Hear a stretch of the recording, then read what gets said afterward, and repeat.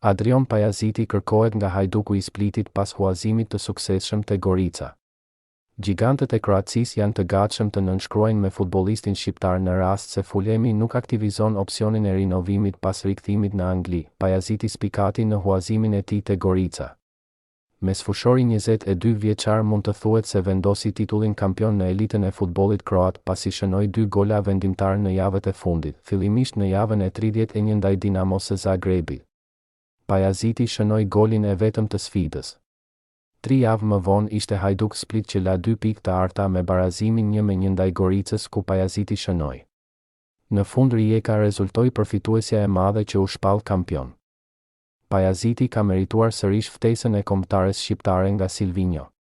Pas debutimit ndaj Anglisë dhe minutat e fituara kundër Andorrës, mesfushori do të jetë alternativë edhe për ndeshjet e qershorit. Ndërkohë, jo vetëm Hajduku i Splitit pasi në të njëjtën kohë edhe klube gjermane shprehen të interesuara.